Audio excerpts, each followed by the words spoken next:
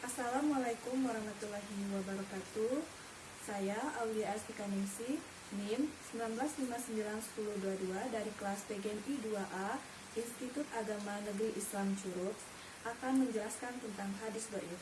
Pertama, kita akan mengetahui yaitu pengertian definisi dari hadis dhaif. Hadis dhaif atau hadis lemah adalah kategori hadis tertolak dan tidak dapat dinyatakan kebenarannya, berasal dari perkataan atau perbuatan Nabi Muhammad SAW. Menurut Ilman Baikuni, setiap hadis yang tingkatannya berada di bawah hadis hasan atau tidak memenuhi syarat sebagai hadis sahih maupun hasan, maka disebut dengan hadis dhaif atau hadis seperti ini banyak sekali ragamnya. Sebab kelemahan hadis dhaif adalah yang pertama, terputusnya rantai periwayatan sanad.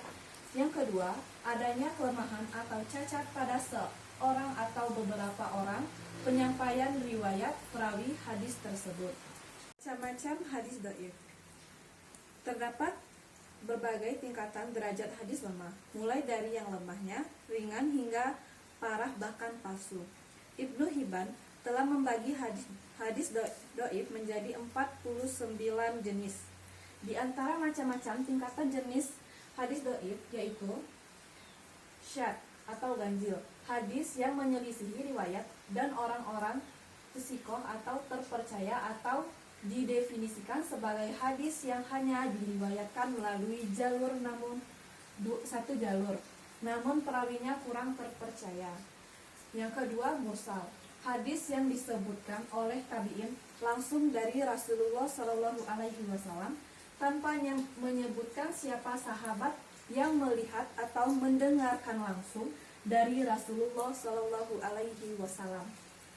Munkar adalah hadis yang di dalam sanadnya ada perawi yang tertuduh berdusta. Lalu mudol, yaitu hadis yang dalam sanadnya ada 2 orang perawi atau lebih yang tidak dicantumkan secara berurutan. Lalu mu'an'an, hadis yang di dalam sanadnya menggunakan lafal fulan an fulan, riwayat seorang dari seseorang. Lalu munqati atau terputus, semua hadis yang sanadnya tidak bersambung tanpa melihat letak dan keadaan putusnya sanad. Hadis mudol adalah munqati namun tidak untuk sebaliknya.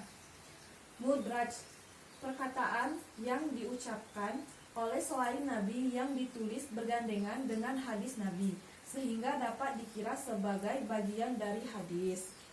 Lalu maudu, yaitu hadis palsu, hadis yang dipalsukan atau nama Nabi atas nama Nabi. Di dalam rawinya ada rawi yang diketahui sering melakukan kedustaan dan pemalsuan.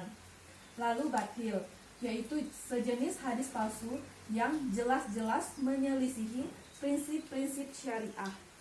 Lalu mudallas, yaitu seorang yang meriwayatkan dari rawi fulan sementara hadis tersebut tidak didengarkan langsung dari rawi fulan tersebut, namun ia tutupi hal ini sehingga terkesan seolah ia mendengarkannya langsung dari rawi fulan.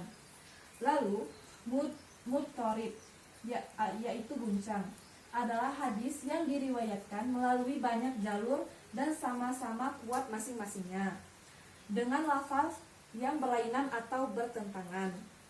Lalu munkar, hadis yang diriwayatkan oleh perawi kategori lemah yang menyelisihi periwayatan rawi-rawi thiqah.